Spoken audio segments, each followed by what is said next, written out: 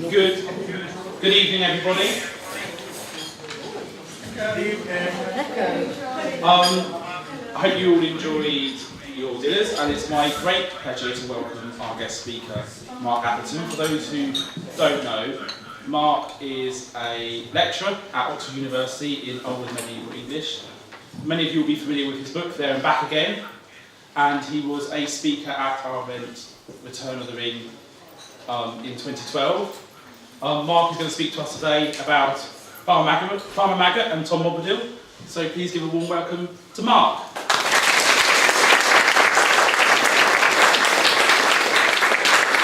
Thank you very much.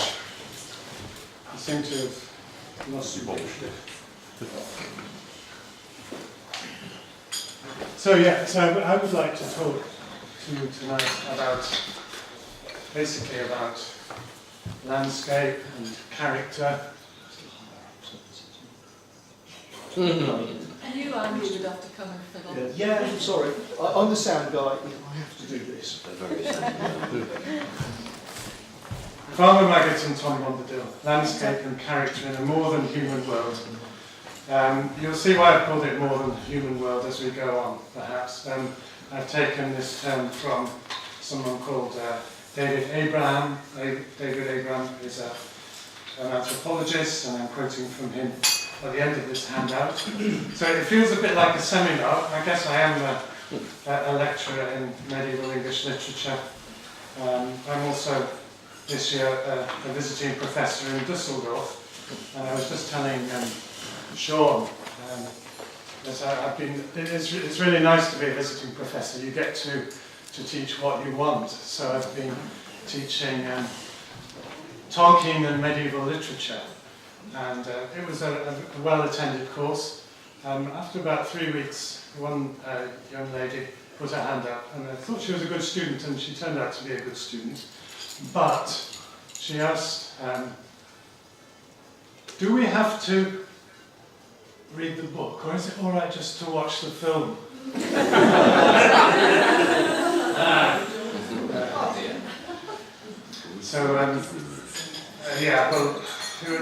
As you can see, I was speechless. But I did end up getting some of them to compare the book, a passage from the book with a passage from the film, which made for a good session.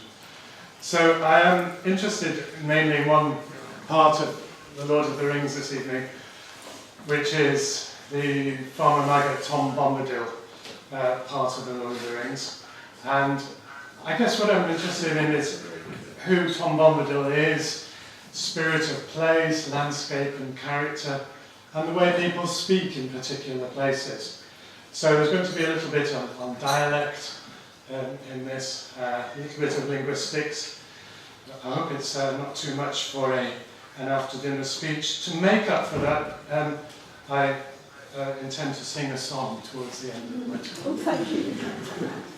And I would also be interested in, or pleased if you also joined in the song, and there will be words provided on the handout for you. You don't get away completely. So, as you know, Tolkien studied at Oxford University. He was at Exeter College, and one of his tutors in comparative philology was Joseph Wright. Now, Joseph Wright was from North Yorkshire. He was a self-taught man. Nay? Was he not? He wasn't from North York. Okay. From West York.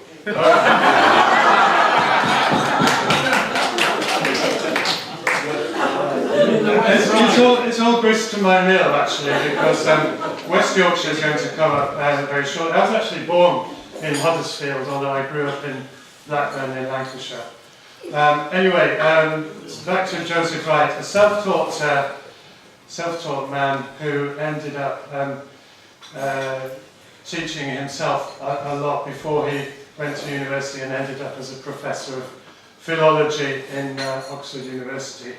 His wife was also something of a scholar, and one of her books was called Rustic Speech and Folklore. This is number 1 on the handout, and it's part of what Tolkien became interested in as a philologist, and what I suppose linguists still are interested in is the fact that the English language is not a single monolithic thing, but it varies all the way around the world. It varies within Britain as well.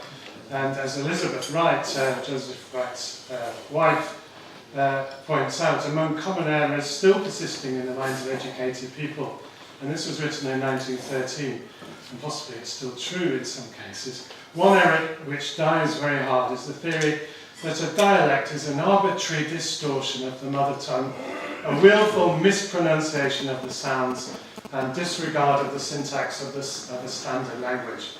So if you say bath, then you've pronounced bath wrong. Thanks to the French.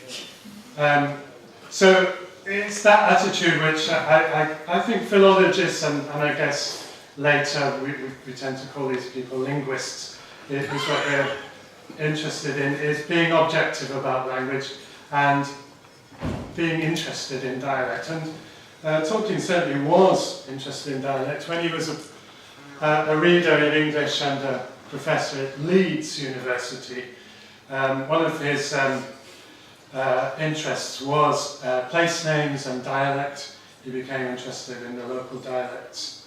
And one of his pupils was a man called Hugh Smith.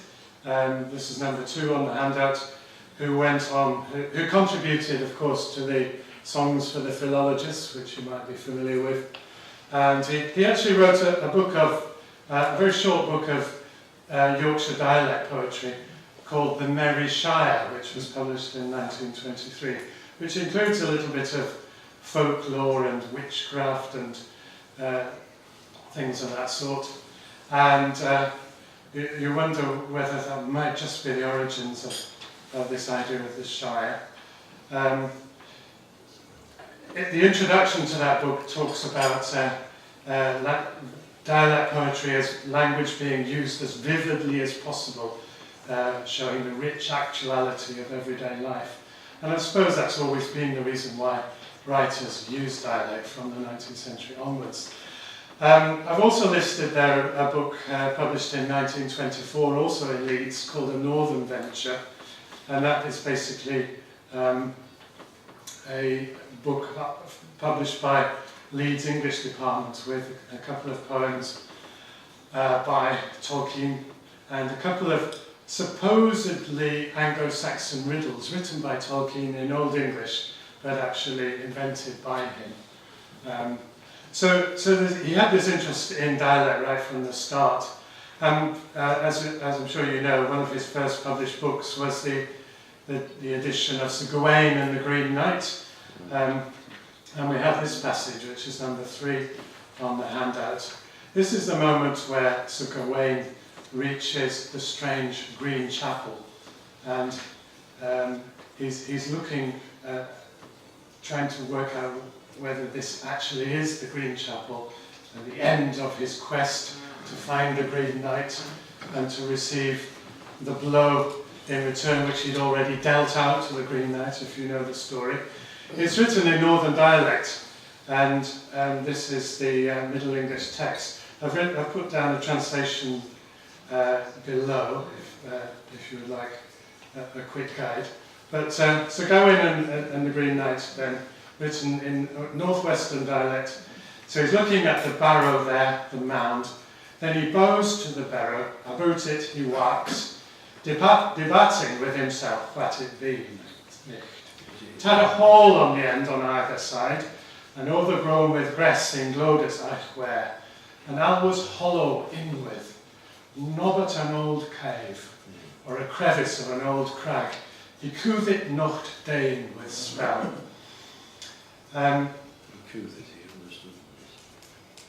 If you know any Northern English, I'm sure you can see the similarities. Nobbut an old cave. Nothing but an old cave is what it looks like. Perhaps something. If I can get. There you are. Nobbut an old cave. So, I think Tolkien was getting this interest in dialect and in place names then while he was teaching at Leeds. And one of the things that he, one of the publications that he contributed to while he was there was a local sort of dilettante is perhaps the wrong word, but I think he was a retired school teacher, if I remember right, called by the name of Walter Hay, and he published something called A New Glossary of the Dialect of the Huddersfield District. And Tolkien, who'd just moved down to Oxford by this stage, but presumably it took a while for the book to go into print. He was the local professor who provided the introduction to this piece, and he starts off in this foreword, rather than saying that compiling a glossary, and he'd already done it. I mean, one of the actual first academic book that Tolkien published was his Glossary of Middle English, to go with a book of 14th century English, and he writes, compiling, this is Tolkien, compiling a glossary, even the most humble word list, is a long and wearisome labour. And it was that long and wearisome labour that probably got him his job in Leeds in the first place. That Mr. Hay's glossary is not a humble word list, but a rich storehouse of words and idioms of especially interesting district. So we have, as Tom Shippey has pointed out in his Road to Middle-earth, we have this word listed in the glossary, the word bagging. Maybe you could read the definition of bagging to us from that, because you are from that part of the world. It was certainly common enough when I were a little. Yeah. When I were a lad, and bagging was what we used to have for lunch at the farm I worked. Right, okay. According to this definition, it's so called because workers generally carry their meals to their work in a bag of some kind. And it's from the Old Icelandic baggy, which means a bag. And of course, Yorkshire, East Anglia, parts of Cumbria, that was the area of the country where the Vikings had settled. This was the Danelaw. This was the kind of English that was spoken in these parts, a sort of mixture of the Anglo-Saxon and the Old Norse. And that kind of thing, of course, was fascinating for Tolkien, this survival of old words into the modern English. Here's another example, Nont. This is number 5. You may recall one of, I think it's Samwise's poem about the troll, and he talks about his uncle as a nuncle. Nuncle. Well, nuncle and nont also appear in the dialect of the Huddersfield district. So nont is the basic word for your aunt or your aunt, depends how you say it. And this is the example in number 5 about someone who's using nont but trying to be posh and not quite getting it right, I guess. So thou thinks thee nonce a little bar thee a new frock if thou talks fine to her. Aunt Sarah, are you going out? I'll mind the house for you while you come back. It's Aunt Sarah this and Aunt Sarah t'other. So there are 2 words for aunt, if you like, in standard English in the Huddersfield district. And certainly there were in this period. And the usual one was nont, but if you were trying to be more formal, then you would use aunt.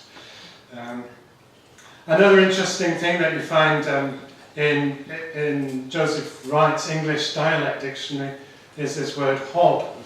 The hob had the reputation of living in a coal or a cave. So number 6 you can see Obtrush Rook as well as Hob Hole in the cave at Moorgrove, or the Hob of the cave at Brunswick.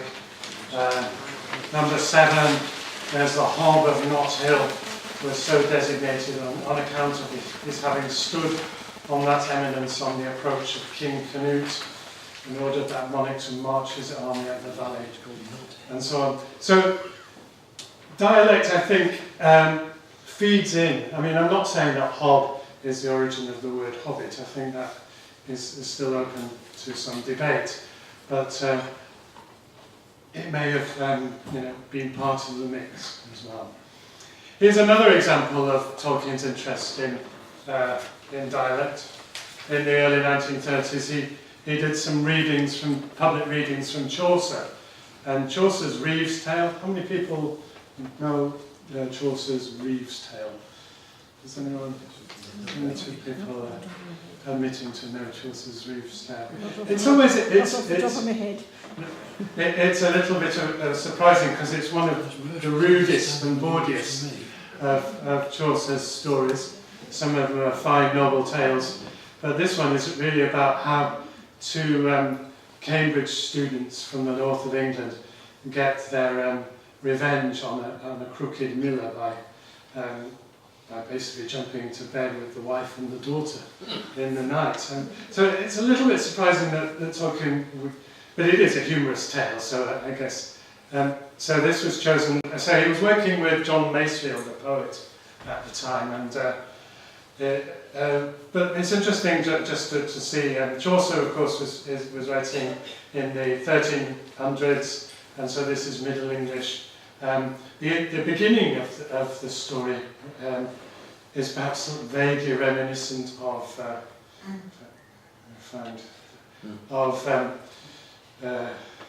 Bag End and the Mill and so on. At Trumpington, not far from Canterbridge, there goeth a brook, and over that stant a bridge, upon the which brook there stant a mill, and this is very sooth that I you tell, a miller there was dwelling many a day. So that's the beginning of the story, and it's just possibly another of those things that went into the mix when he was inventing the Shire at the end of his writing of The Hobbit. And the thing about this story is that it's probably the first time in Chaucer's Reeve's Tale, the first time that he actually, a writer in English, tries to represent another dialect within the story. So the next example is taken from one of these Cambridge students who is a northerner, and so he speaks in northern dialect. And when this chap is told another day, I shall have been held a daft, a cockney, he's basically saying, I don't want to be called a cockney, which means a cock's egg, but it's also perhaps one of the first uses of cockney. And Tolkien found all this very interesting, and he wrote, as you can see in number 9, he wrote a learned article in the Transactions of the London Philological Society on Chaucer as philologist, the Reeve's Tale. So he's interested then in the 1920s and 1930s. Among all his many interests then, he's interested in the dialect and how it might be used. So I've been looking at The Return of the Shadow, the original draft of The Lord of the Rings, and it's interesting to look at the characters of Farmer Maggot and Tom Bombadil from this point of view. If you look at the number 10, you've got, this is from The Return of the Shadow, the first phase, and this is Farmer Maggot speaking. And I'm wondering, if you look at that, what dialect could he actually be speaking? The Shire is often felt to be based on Tolkien's childhood memories of growing up in Warwickshire. Is there anyone here from Warwickshire? Can you do the Warwickshire? No. I live in a Brummie accent, I'm from Birmingham, so... Alright, okay, well, I can't draw on any local expert knowledge. It's very different from rural. Yeah, the Warwickshire's a weird one, 'cause it's all quite posh. Yeah, Warwickshire is different to West Midlands anyway, isn't it? Yeah, it's definitely... Yeah. City accents are usually dramatically different from the rural ones as well. Yeah. And it's interesting to see how he represents it, but this could be, I suppose it's just any kind of English dialect, and generically, there's nothing there that you wouldn't find perhaps in some other dialects, but it definitely is in dialect. So this is Maggot, and this is both before Tolkien has sorted out the names of the various hobbits in his story. But so Farmer Maggot has found these people crossing his land, And he says, well, now let me see, you'll be Mr. Frodo Took, Mr. Folko Tookson, if I'm not mistook. And I seldom am. I'm a rare memory for faces. Because I'm a northerner, I'm bound to start making this sound too northern. But I think it is, a rare memory for faces. I don't know if it's exactly dialect, but I think Tolkien's trying to give the impression of dialect. If I'm not mistook, instead of if I'm not mistaken. That was common usage in the north these days. Yeah, that's right. But also black country. Well, That's strongly black country, that bit. If I'm not mistook. Yeah. Yeah. That's black country. You'll excuse my speaking sharp before I recognise it. That certainly sounds possibly northern to my ears. We get some strange folk in the parts too near the river. There's been a very funny customer around here only an hour back. There's been a very funny customer around here only an hour back. I mean, it's not standard English, is it? It's definitely dialect. Only an hour back. Could it be Lincolnshire from Aunt Jane's neck of the woods? He certainly spent some time there, didn't he? Yeah, and Hillary lived there. Yeah. It's probably pretty general usage. I think it's anywhere north of the Wash. Yeah. rural. I think it's sort of just technical. Yeah, you could just call it. There are some things that you find in all kind of varieties of English in rural districts, and it's sort of that's kind. There's nothing that can actually make you home in, but there's. What kind of customer? Asked Frodo, who became merry eventually. A funny customer asking funny questions. Come on to my house and we'll have a drink, or we'll pass the news more comfortably, like. And that like sounds to me. He toned all this down, I'd say, when he came to write the Fellowship of the Ring. But there is something that you find, and maybe you even notice immediately as I'm speaking now, is what the linguists call when you switch from one dialect to the other, or from standard English to the other. Code switching is the word I was thinking of. Yeah. So in the Fellowship of the Ring, if you look at it, Farmer Maggot, he seems to be mostly speaking standard English, but when he comes to take his leave, this is what he says: "No, I caught him trespassing," said the farmer, "and nearly set my dogs on him. But they'll tell you all the story, I've no doubt. Now, if you'll excuse me, Mr. Merry and Mr. Frodo, and all, I'd best be turning for home. Mrs. Maggot will be worriting with the night getting thick," and so on. So, just the occasional word like worriting, just to remind you that these characters can switch back and forth to the rich and vivid rural dialects for useful words. What about the origins of Tom Bombadil? This is published in The Return of the Shadow. This is number 12 on the handout. And it's a little poem which Tolkien seems to have written in the 1930s. And Christopher Tolkien has now preserved it for us. And it goes like this: "Ho, Tom Bombadil, whither are you going? With John Pompadour, down the river rowing, through Long Concolby, Stoke Canonicorum, past King Singleton to Bundycocalorum, to call Bill Willoughby, whatever he be doing, and axe Harry Larrabee, what beer he is a brewing." Yeah, axe instead of ask. What beer is he a brewing? These again. So Tom Bombadil is a dialect speaker, or he certainly would. He can shift into dialect at times when he wants to. But another word that's useful in linguistics and could be applied to the way these characters speak is the term idiolect. Idiolect is not dialect. Idiolect is the way a particular person speaks. And certainly Tom Bombadil has his own unusual way of speaking. So this is Bombadil waking his guests in the Fellowship of the Ring, number 13. "Good morning, merry friends," cried Tom, opening the eastern window wide. A cool air flowed in, it had a rainy smell. "Sun won't show her face much today, I'm thinking, I've been walking wide, leaping on the hilltops since the grey dawn began, nosing wind and weather, wet grass underfoot, wet sky above me. It's a little bit rhythmical, isn't it? It seems even when he's not talking in poetry, he's got a rhythmical, metrical language. He leaves out the definite article. Doesn't say the sun won't show her face, but sun won't show her face. Wind, nosing wind and weather, wet grass underfoot, wet sky above me, wet grass underfoot. It's almost a bit like... Bombadil was the original rapper. I'm not going to sing a rap song. So Bombadil, who is he? We've got Tolkien's notes, we've got the critics and their various views, we've got the letters, some of the notes published in Return of the Shadow show what Tolkien was thinking in the 1930s, late 1930s, as he started to write his sequel to The Hobbit. So he's mapping out the plot in number 14 there.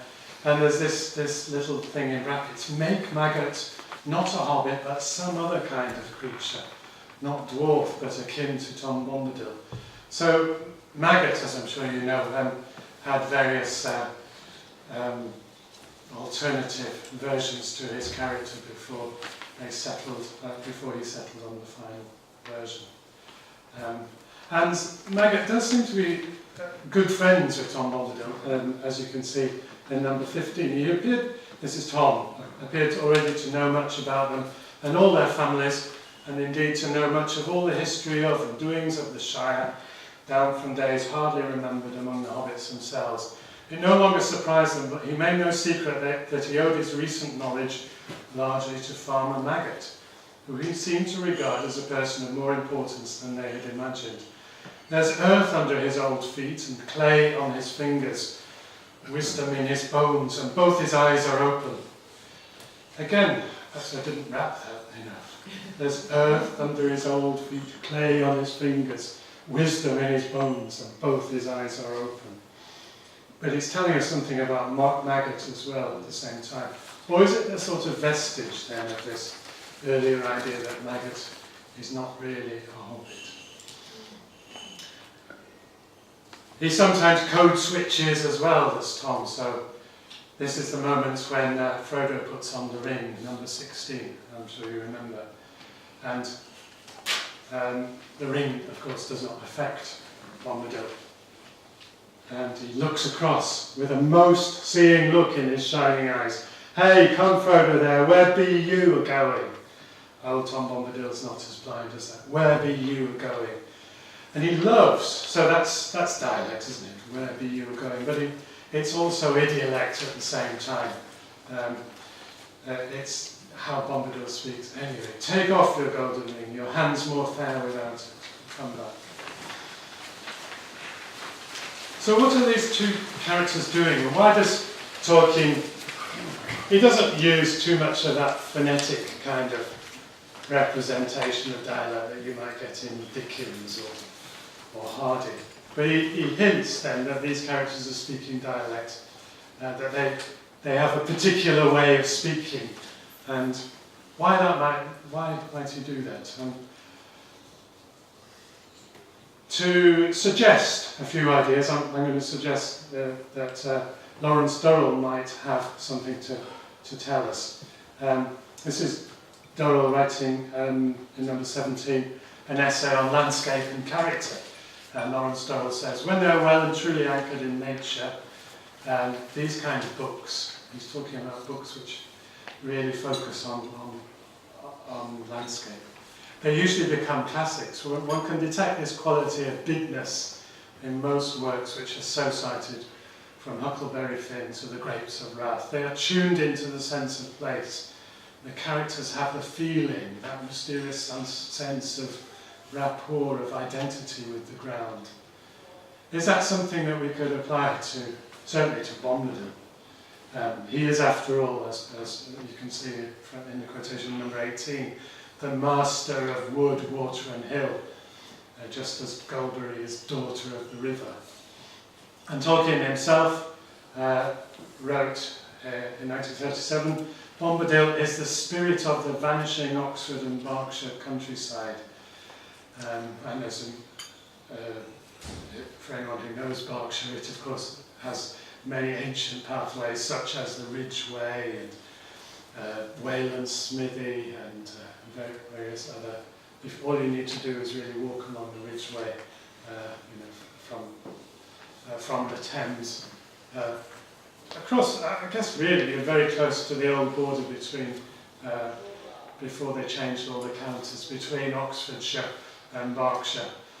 A very sort of suggestive area for Bombadil country and the Barrow Downs and so on. Here's another example which I can't imagine is an influence on Tolkien, but it does seem to be someone who was thinking on the same lines. This is the poet Edward Thomas, who's one of the war poets, I suppose because he was killed in the Great War.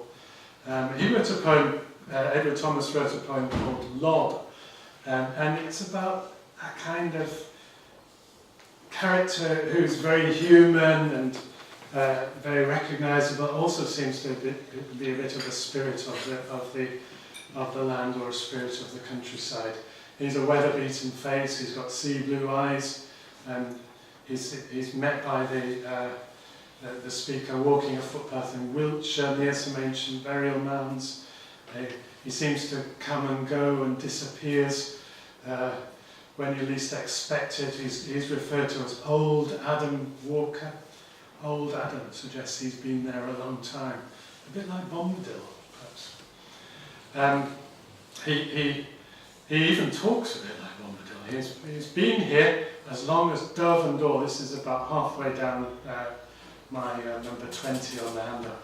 He has been here as long as Dove and Daw, calling the wild cherry tree the merry tree.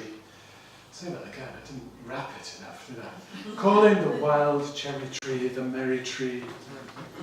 That sounds like Bombadil. And then he even appears in a different guise as someone called Jack, who seems to be a sort of younger version of him, and then disappears again, a bit like the trickster in the folk tales. And they call him Lob, lie by the fire, a kind of brownie. He has almost hobbit-like names: Hob, Lob, Rob, Robin, and Jack. So there's someone who was interested in the landscape, who was interested in the history of the English language. A modern writer who might also be thinking along these kind of lines is Robert Macfarlane. Is anyone familiar with that writer, Robert Macfarlane, who's written Landmarks? Have a look out for him if you're interested in this kind of thing. So it seems to matter, which is not really surprising, is it, with a writer like Tolkien, who, after all, was the historian of the English language, an expert on Old English and Middle English, not to mention Old Norse and other languages. That he was interested in the connections then between language and landscape. Here's another writer who gave me the title A More Than Human World. And this is this writer, David Abraham. This is number 21 on the handout. And he suggests, and he's an anthropologist, so he's interested in all sorts of cultures around the world. But I wonder if these kind of insights can help us to learn something about Tolkien's Lord of the Rings as well. But he says, if we listen first to the sounds of an oral language, to the rhythms, tones and inflections that play through the speech of an oral culture, we will likely find that these elements are attuned in multiple and subtle ways to the contour and scale of the local landscape, to the depth of its valleys or the open stretch of its distances, to the visual rhythms of the local topography. So Bombadil then is not only a spirit of the vanishing Oxford and Berkshire countryside, the spirit of the land married to the spirit of the river. He also somehow embodies all this in the way that he speaks as well, and the way that he raps, and perhaps also the way that he sings. That's the end of my talk. Would you like to ask me questions or make comments or add further objections, or would you like to hear some music first? I would like to thank you for your interesting talks. Thank you very much, Mark.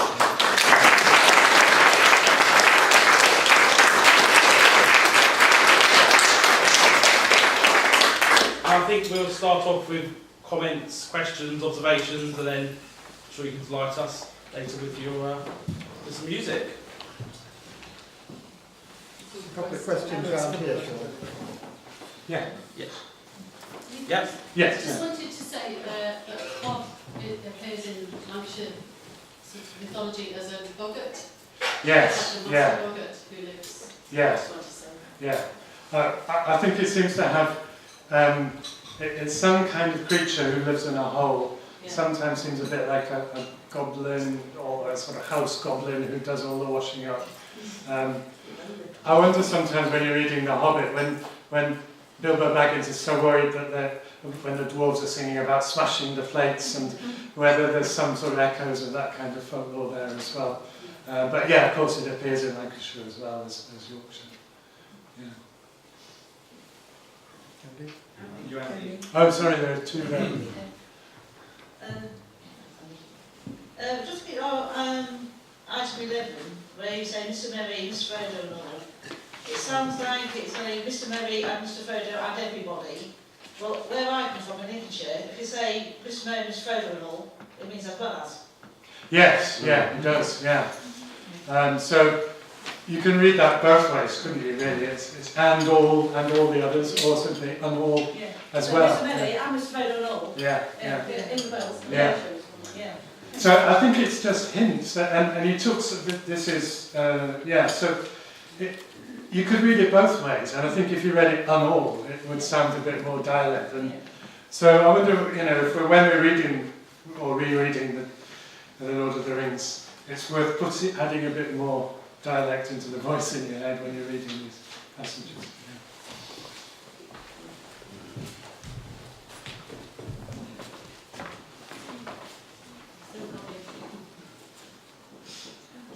Would you say that, oh God, this is like, sorry, that the northern, sort of the further north you go, the more archaic in a way the dialects become? Because I couldn't help noticing with the word axe that crops up in Middle English manuscripts quite a lot, both the spelling and the way it's supposed to have been pronounced.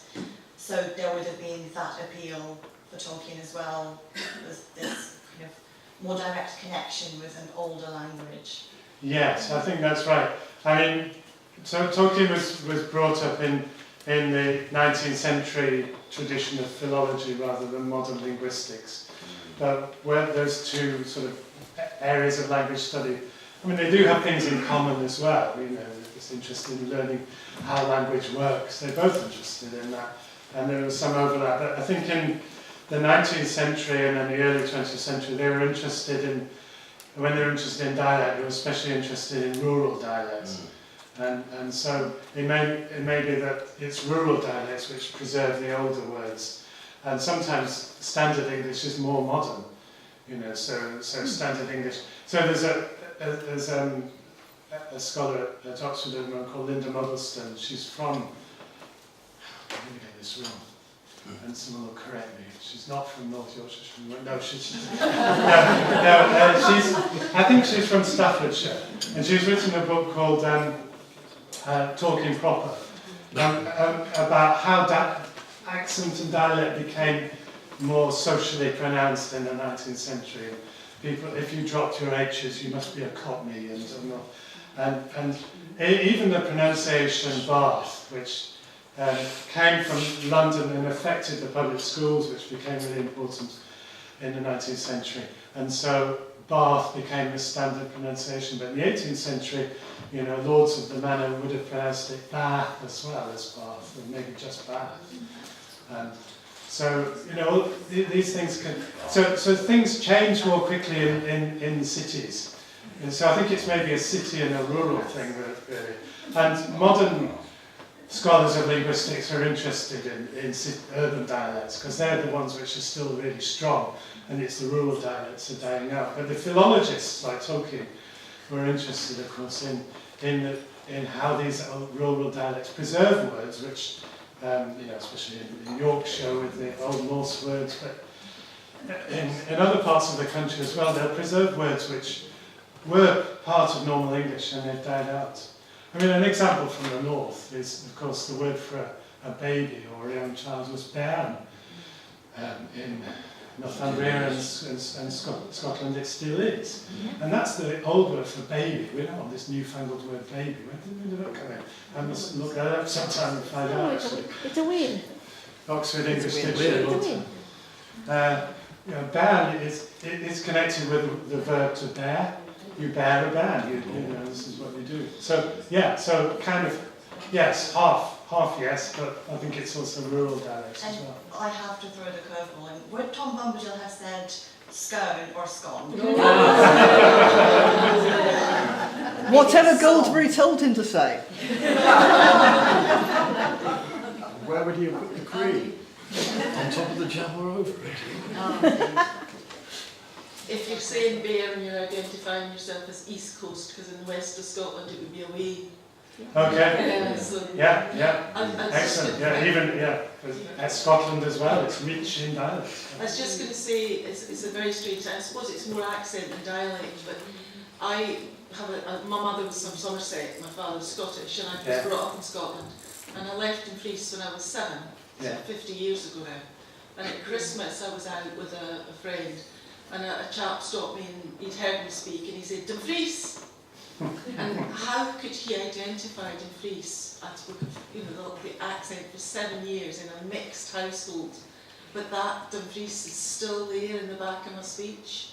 Yeah. That dialect that holds on, and you're the same. Like wherever you go, you take your dialect, your accent with you. Yeah. Well, Yeah. when I spent, sorry. Yeah, go on. When I spent 5 years working on a farm in rural Yorkshire, actually more or less boundary of the dialects between West Yorkshire, as in West Riding, like Huddersfield, where you would say put wood in dial, shut the door.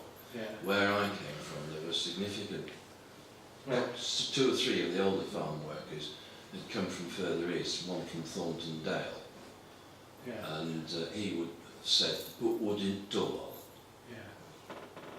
And going back to the axe reversal, reversal of a pronunciation in an evolving language is very common. It is, yeah. It shows in a couple of the place names near where I live. One is spelt Aisleby, which is Scandinavian in origin, Aisalby.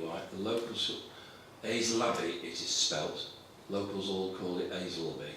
They reverse the A and the L. The same happens in Helmsley, the locals call it Emsley. And the old, I think in the Domesday Book, Helmsley is given as Elmslac, E-L-M-S-L-A-C. Yeah. H dropping is around. You see it in Anglo-Saxon manuscripts sometimes, you see him spelt as him. The thing about swapping letters around, you get, so there's an Old English word brid, but it became bird, it meant a young bird, but it became a word that we use more generally. So that the R and the I, as well as the S and the K. So actually the Old English word, King Alfred, who was from the southwest, in the Anglo-Saxon period said ask. So, but dialects change. So you can say, well, ask is older than axe, but both happen. The K and the S sounds will switch. Depends, and they'll switch back again. These things will go back and forth. And I guess what we observe in modern dialects can be observed in older dialects as well. It's the way language works. It's rich and it changes and it varies and it's part of your local identity. All these things happen now, and they happened then as well. And I'm sure there was something else I wanted to say. The way people can... The ear. The ear, having a good ear. I'm sure Tolkien had a really good ear. He was trained by Joseph Wright, who was taught by Henry Sweet. Henry Sweet is the model for Henry Higgins in My Fair Lady. You know, you grew up in South London, but you spent some time in the colonies. You know, he can hear all these influences on your accent. A good phonologist, a good phonetician can hear all these subtle changes in the way you speak. Yes? Hello. I was just going to say, you have to be a little wary of what locals tell you about their place name pronunciation. Yes. The number of times I've said, we're going to say Cirencester. You mean Cirencester? Yeah. Then said to somebody else, I'm going to Cirencester. You mean Cirencester? And you get the same with Shrewsbury. Yes. And things like, I was just mentioning earlier on, all Yorkshire people are told the place spelled Slacewake is pronounced Slough. Yeah. Right. Yeah. It ain't, not by the locals. Right. Slasweed. Yeah, there are all sorts of peculiarities. And the other thing which is quite interesting is that when someone says, how do you pronounce this, or how do you say this? You start thinking, well, how do I say it? And then you probably get it wrong. Yeah. You know, it's this kind of too much self-awareness that makes you self-conscious. But should he ever think of how he does this, he would think. About a water resource. Think off wing. My brother, who was, he did his degree in Wales, Yeah. but one of the things he said was that someone actually said to him, you think, or he actually said to someone, you think Welsh names are difficult to pronounce. You should think of in some of the English names, you would never think they are pronounced how they are pronounced because they're just not spelt that way. Yeah. I mean, I was just saying to my husband, because he grew up in Cambridgeshire, there's a place called Godmanchester. It's spelt Godmanchester, but the locals call it Gobster. That's quite right. Someone call it dumpster. And etymologically, it's really Gordman, the good man or the merchant perhaps, and naming the Gestra, the town after that. Yes. We don't know where Tolkien got Hobbit from, and he certainly thought he didn't know where he got Hobbit from. But when you've got somebody using hob for a little person, and he's interested serendipitously in folklore, and he's worked in a university in Leeds, yes, then you're right, one is right to suspect that there may be a connection there somewhere. And we also don't know whether he ever got to read that work with the long list of fairy names in it. Yeah, which has Catholic Brits. Yes. Yeah, which has Hobbit. We don't. Is there a copy in Leeds University or anywhere? Because they do folklore. We don't know if he ever read that, but it's not that scarce. It's not like there's only one script of that anywhere in the country, so he might have done. And if not, well, Hobbit is kind of like a natural formation from Hob, like Piglet, you know. Yes. So there were Hobs around there. I mean, there were other parts of the country as well, but there's a whole collection of sort of Hob legends in that area, Yorkshire area. So yeah, I think he sort of breathed it in somewhere and carried it with him until it came out again later. Thank you. I mean, at Leeds, it was a more of an English language course that they were teaching than the course he was teaching in Oxford, when he moved to Oxford, where he was teaching, how to read Sir Gawain and the Green Knight, how to comment on Beowulf. But I think that there was much more of an emphasis on dialects and place names in Leeds than there was for his teaching in Oxford. Mark? Yes. Coming back to the points you and Anna have both covered already with axing. Yes. Sam does it as well. Oh yes, yes he does. Axing leave. Yes, he does. Control mooring the boat. Yeah. You do wonder what dialect he had in mind, but a sort of hybrid between Yorkshire, Warwickshire and Berkshire. It might just have been somebody he knew. Yes, of course. Simple as that. Of course, yeah.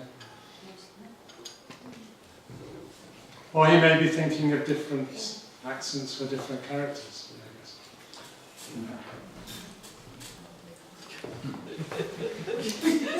Just go under the table. One other thing springs to mind, and that is word order. Yes. You can leave your accent behind, but you can't leave the word order you learnt in your childhood.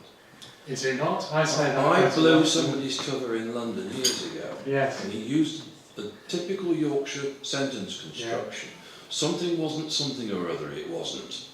It was the it wasn't on the end that gave it away. A classic piece of Yorkshire usage is using a double negative. And I asked this chap who was speaking with a completely accent-free received English pronunciation. I said, "Are you from Yorkshire?" And he just said, "How the did you know? I left 30 years ago and I thought I'd lost the accent." Yeah, my uncle grew up in Bolton, but he worked in merchant banks in London. He thought he'd lost his accent. And so when he got angry, and then he said, "Bloody hell."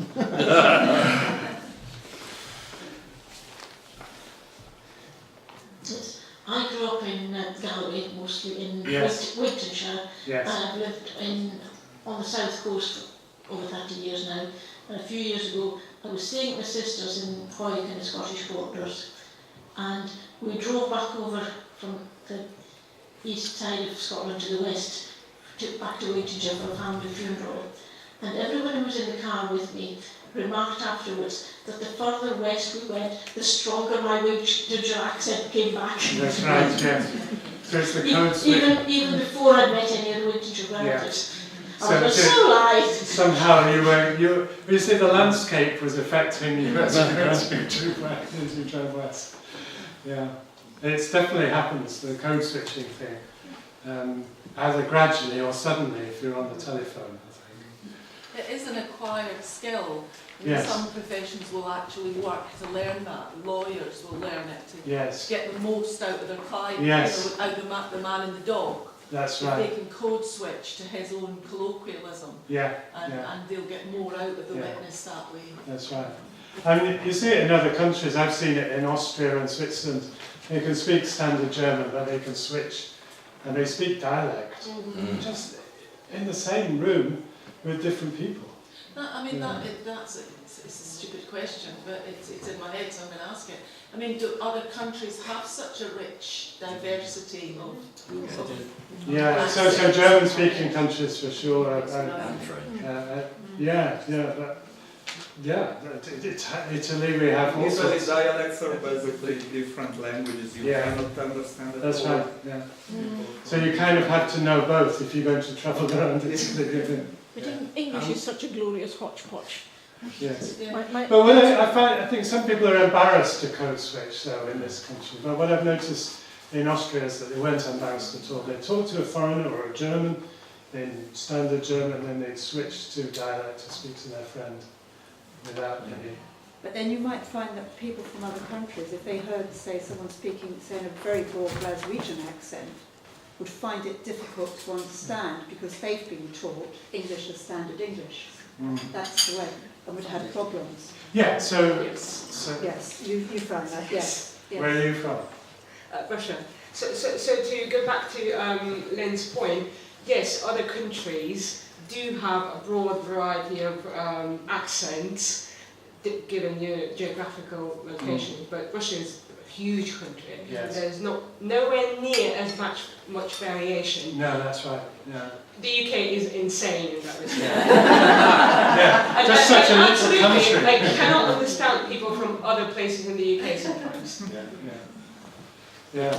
I mean, there's some just to add to that. I mean, there's someone who nowadays is, still active and still doing research on this. Is someone called David Crystal, who you may have come across, and he's got North Welsh connections and Liverpool, and he says, well, you should speak with a local dialect if you have one, because that's your local identity. But you should also learn the common currency as well, so that you can travel around as well.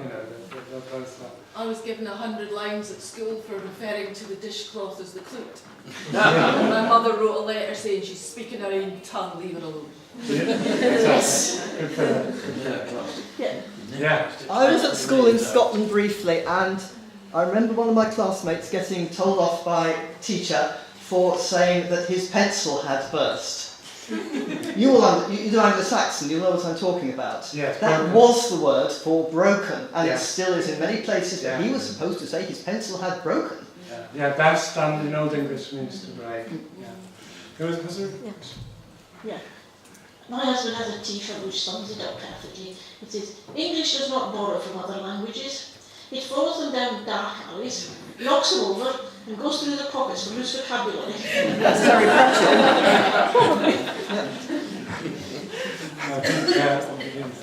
Mark, yes. further to what Maggie and Elena have both been saying about different dialects and understanding things, I know from my German in-laws that there's Hochdeutsch, the standard German, Yes. they all get in schools, Yeah. and there's various Platts or local Yeah. ones. So in Bavaria, if you're in the north of Bavaria, around Nuremberg and stuff, you don't call them Bavarians, they're Franconians. Yes. But the dialect is called Frankish, which Yes. we might think of as something to do with Charlemagne and co, but it's actually pronounced Frankish. And you can now get copies of Asterix books where they've been written in Frankish. Yeah. And as for the Glaswegian example Maggie gave, when we had the World Con in '95 in Glasgow, I got a taxi back from the central station to the rest of the main events of the World Con with a group of Americans. And the taxi driver was explaining various points of local colour to me. And he said, your friends are all very quiet in his local accent, which I'm not going to try and reproduce. It'd be rather rude. But one of them then did actually say, yes, because we don't understand what you're saying. And the other thing is, I'm from Sussex, which is almost as far south as you can get in Britain. Yeah. And yet I was working and getting on fine with this Glaswegian Yes. taxi driver. No problem Possibly due for to us. my exposure to, jobs and stuff in the Navy. Some of it is just you can pick up stuff. If Yes. you've got a slightly listening in. And I believe somebody has suggested before now that Tolkien was sort of, I forget the technical term for it, but it's almost like he was hearing things as if they were like colours. Synesthesia. Synesthesia. Yeah. Yeah. And so he could, in some way, he could talk about tasting languages.